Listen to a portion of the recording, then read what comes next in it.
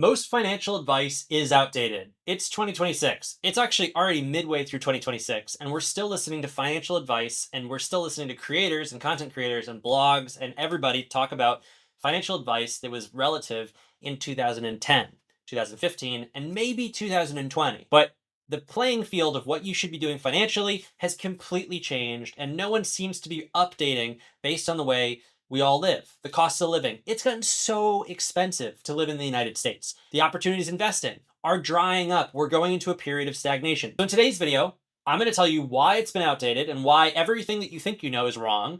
And I'm going to give you the playbook on what you need to know about financial advice in 2026 and what you should change and what you should follow. And this isn't like a paid course or you should do exactly this or this is exactly, this financial advice fits everybody. If you have nothing, if you're in debt, if you make a lot of money, you're going to learn something here. It's going to change your perspective on how you live. And it might actually make you just feel a little bit better. Because I think one thing that most financial advice doesn't really touch on is the fact that you guys, no matter how much money you make, feel financially stressed. You feel poorer than you ever do. I do. I get it.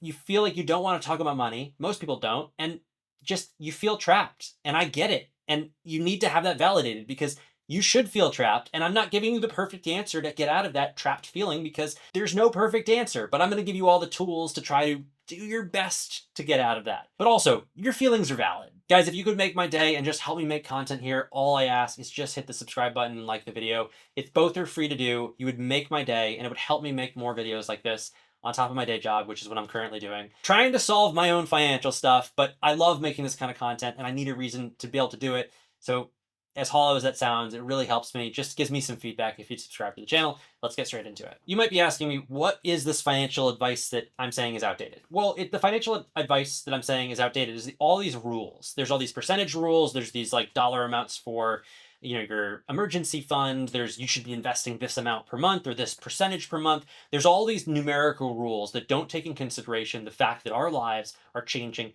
every single day. The costs, the benefits, how much we make, the cost to invest to get more income, to up your income. These are all varying changes. And in the last 5 years, we've seen more volatility in that than any other time. It's more expensive to live than most people realize. The other big thing is if you're 20 years old, if you're 30 years old, and you're 40 years old, the amount that you have to make to live in the same level of comfort to somebody that is 50, 60, or 70 is remarkably different. Those people that are 50, 60, and 70, their costs to live, their mortgages, how much they pay, well, their mortgages or lack of mortgages are tiny for homes that are worth so much money. So those people feel like they have a nest egg because their home value and what they have in their home if they had to sell it is enormous. And even if they have a mortgage, it is tiny compared to what you pay. A great example is my mortgage is close to $5,000 a month. The mortgage of most of my friends' parents is closer to $1,000 a month. Their homes are worth 30 to 50% more than my house. In some instances, their homes are worth 2 to 3x what my house is worth. They obviously feel a little more comfortable. They also have a lot more spendable income. Their net worth is higher. And unfortunately, they're the ones that are leading to the decisions and the voting power and the decisions that happen in our lives. Let's stop complaining and let's talk about what you can do. So forget all the percentage-based rules. We're going to talk some percents, but you're going to hear my percents are variable, right? So the few things that you can do in personal finance, your overall goal should be to eliminate bad debt and then solve the psychology of setting yourself up in the future. And I'm going to defend that and I'm going to explain what that means in a second. So eliminating bad debt. The biggest thing you can do to make yourself not fall behind, get trapped, or fail financially is to make sure you do not have bad debt. What is bad debt? Essentially anything other than a mortgage. You should not have that debt. Student loans are acceptable if you go to college for something that is meaningful. If you cannot make at least $70,000 to $75,000 after college, you should not be taking more than $20,000 to do college. I know that college isn't I know that you can still, like I'm saying, spend 20 grand to go get your college degree that doesn't have a payback. I think the experience of college is valuable and $20,000 is okay. But if you're gonna spend more than $20,000 on college in terms of debt that you walk away from, make sure you're getting basically a STEM degree. Rule of thumb, don't do anything else unless it is your absolute passion. And if it is your absolute passion, figure out how to do it with less than $20,000 of debt. Go to a different school. I know it's not your perfect school. There you go. So eliminate all bad debt. That means you are going to prioritize paying off your credit cards, your loans, your personal loans, your car, basically anything that is not your mortgage. If you don't own a home, you're paying off all your debt. I don't want you investing here. It makes no sense to invest. I know that people are going to say, well, if you play the game of the S&P 500 returns versus a loan that is 9%, you have to realize that you are not perfect. If you're perfect, you're not watching this video. You're not Googling something like this. I don't care what your net worth is. If you have bad debt, you can't disagree with me, right? Because if you're good at what you're doing, you don't have bad debt, right? I don't have any bad debt. I'm pretty dang good at this. I've never had bad debt. I've had a car loan once, and it was to build the fact that I needed car loans because one day I'd like to buy a nice car. And a nice car, it doesn't make sense to lock all your money up in there. And that's actually a good financial decision. Maybe not the car, but if you want to play the game of cars, let's forget about that for a second. So prioritize paying off your debt. Before you prioritize paying off your debt, you need to have an emergency fund. Everybody's got a rule for the emergency fund. My rule for the emergency fund is I want you to be able to pay 6 months of your rent or your mortgage, not 6 months of living expenses or anything like that. Because if something goes wrong, you're going to have a couple months where you will have some leeway time before you can actually start getting unemployment or something like that, or whatever it is, disability or whatever might be coming your way if you're in trouble. 6 months of whatever your living cost is. We're not done. And then I want you to save $4,000 for everything else. So no matter who you are, we know, because I've done the math and we've looked at it, that you can do the whole food thing, the gas thing. You can get away for 6 months for $4,000 if you really skimp. I want $4,000 plus 6x what your monthly cost is. Put that aside. Now here's the break, because everybody says to do that, and that's where it's outdated. When you're building that emergency fund, you're going to build your $4,000 first, and then you might have a lot of money to build up if your rent is expensive. Once you hit that $4,000, right? 50% will go there, 50% will go into debt. We're not going to chase the rest of the emergency fund right away. We're going to split 50-50. You're going to live on, rice and beans, and you're going to go 50-50. I promise you, this is the biggest thing. And I know this sounds like a rule, but just trust me here. Just hear me out. You're going to do that. Once your emergency fund is built, you're going to go straight into paying off your bad debt. So that's the first thing you can do in 2026. That's the first change. And I know that that's similar to advice in the past, but there's all these rules and you have to do this, you have to do that. You're going to balance this, 401k, yada, yada, yada. Just get rid of your bad debt. Change your habits. No more bad debt. Once your bad debt is paid off, cancel your credit cards. I don't care about your credit. You don't care about your credit. Just let it all die. Nobody should care about their credit, especially if you're in this situation. You're not buying a house anytime soon. It doesn't really matter. Once you've solved all this, once you've funded all these things, maybe open up another credit card and use like a charge card or something that doesn't accumulate debt. You got to go zero to balance every month. So you've paid off all your debt. You've funded your emergency fund, right? You're probably listening to this video saying, oh, that's what everybody says, right? The next thing that you're going to do is you're going to break the psychology of what's happening right now. So the problem has become that psychology is driving the problems in our age group. So that's anyone from 0 years old to 45, let's say, maybe 50 years old. You're making psychological money decisions. And we're not going to dive too far into that. But here's the thing. Objectively, in the last 10 years, last 20 years, it's been better to invest your money in the stock market than it is to be investing in a house. We'll make a separate video and I'll prove that to you. But the math is math, right? That is just objectively true. But here's the problem. The assumption with that is that you're investing a certain amount of money. You're basically reinvesting everything that you'd be putting in the delta between renting and paying for a home into the stock market, which you guys and even myself are totally not doing. So what you get out of buying a house or taking on a mortgage as an asset is it forces you to start saving, kind of like a 401k. So the few things you can do is you take away the psychological aspect of investing. You're going to max out your 401k and Roth contributions through work if you get them. If you don't get them, you're just going to save for a down payment for a house if it is right for you. But for a lot of you guys, saving for a down payment on a house is a good problem to have, right?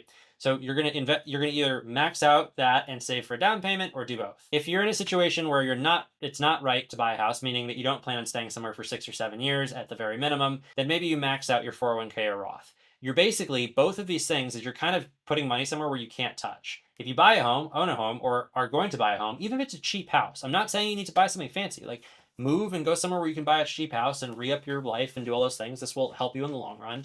It will force you to start paying down a mortgage and build equity. You might do better in the stock market, but it takes away this psychological battle. So do whatever you can to do it. There's other ways to do this, but those are the two primary ways. The next step to that, to level this up, is to build the habit of a certain amount of money every month leaving your bank account and going into a brokerage. Again, this might sound like a rule that you've heard forever. This is not about the amount of money. This is about the process and doing it every single month and automating it so it's almost an expectation. And after a year or two, you're like, oh, that money just goes into Robinhood every month. I can't touch it. I don't have that money. It's just going there. I can't stop it. I'm going to go one step further. Set that thing on auto invest and then give your password or change your password and give it to somebody and forget your password and just let it just all the time. Do it. That money is not yours. Again, you might say like, oh, everybody tells me to invest 10% or 20%. I'm doing it anyways. Are you investing 10% or 20% every month? No. The problem is there's so many things in society in 2026 that are incentivizing you not to do this. We have to break the psychology of money first. So we're doing that next. Then if anything you have left, I'm going to go and break the rules. Don't overinvest, right? So if you get to the stage that I was just talking about, I'd be targeting between 20 and 30% of your income if you can. If you can't, or you make a lot of money and 20 or 30% is a large amount of money, that's tough. My goal is like, for the average person, if you're putting $10,000 a year away, you're in pretty good shape. If you can put more, that's great. I try to target like $20, $25, $30,000 a year in towards brokerages on top of the forced savings, my 401ks, my house, my mortgage, and stuff like that into my savings. A lot of people will say, well, just keep upping that as you make more money. If you have more money, keep upping that. I'm now going to disagree with that. Use that extra money to do things that you want to do. Because like I said at the beginning, the people that are 50, 60, 70, 80 years old, right, have a lot of spending money. They're going and doing all these things. If you force yourself just to invest and pay off debt and do everything that hurts for 10 years, you're going to feel like you haven't lived life the same way as everybody around you. Everybody that's old, that's saying, we're setting an example of how you live, is giving you this juxtaposition of what life should be like, and you can't live that way because you're investing all your money. You're trying to set yourself up. Spend some of your money. Yes, I'm saying that. Don't put it on debt. Just spend your money. Invest where you're supposed to, and then eventually you're going to have extra money. Don't put it in your emergency fund. Maybe you could put more in investment, but if you're doing all the things I just talked about, take a vacation. Yes, you heard me. Take a vacation. Do you know why you should take a vacation? Because it will let you take a breath. It will let you take a beat. What will that do? That will help you earn more money. That will make you feel better. You'll work more efficiently. You'll be less stressed. It'll make this whole process easier. You'll have more time because you feel more relaxed to work on your home, improving its net value. Spend the money that you earn. Life is too short not to. It's not about just socking everything away. And I think for a long time, the advice has been do everything. Do this, do this, do this. Don't spend, invest, save. Just do enough that it sets yourself up. Take away the psychology of it, right? When you think about optimizing every dollar that you make, it feels like a war. And you're regretting every single day. If you just say 70% is in this motion that I can't touch, it's like the waves at night. The waves are coming in and out of the beach all day, all night. It's never going to stop. You can't change that motion. If you set that motion in play and you just say, everything else that happens on top of that, I get to play around with. If you want to put more and make those waves bigger, fine. But you get to decide on the other stuff. That's the power that you get back, and that's what's going to make you find fulfillment. And you've solved all your stress, you've solved all the risk, you've made your life comfortable with all the other things that you're doing. Go have fun in life. So you might have watched this video to this point and say, well, I still don't really understand what to do. The whole point is your situation is unique. You shouldn't be listening to somebody that's telling you put 10% here or put $1,000 here because it's relative to where you are. I live in Boston. It is so expensive to live here. I don't want to be in a situation in 30 years if I want to stay in Boston that I can't retire in Boston, that I have to move to North Dakota because I didn't save enough to stay here if I want to retire here. Or maybe I go to North Dakota and I retire at 45 because I could live in North Dakota and retire in North Dakota because I've spent all this time accumulating wealth and money and doing all those things at a multiplier in a cost of living area that is so much higher. But don't trap yourself. Your situation is different. You might have significantly more debt. You might make more money and have significantly more savings. Make sure you put that in perspective. Follow the general rules. I think that if you look at what I've just said in this whole video and you say, how do I apply this to myself? Trust yourself. Trust your gut. If you're saying, wow, my savings should be this, or I should be investing this, or maybe you make enough money that maxing out your Roth isn't investing enough of your income, right? Do more. Do what your gut is telling you. But make sure you set some aside to yourself. Don't be afraid to spend the money. Do things that optimize and make you happy. Life's not about always just saving. Just spend within your means. Hope you guys enjoyed the video. I'll see you guys in the next one.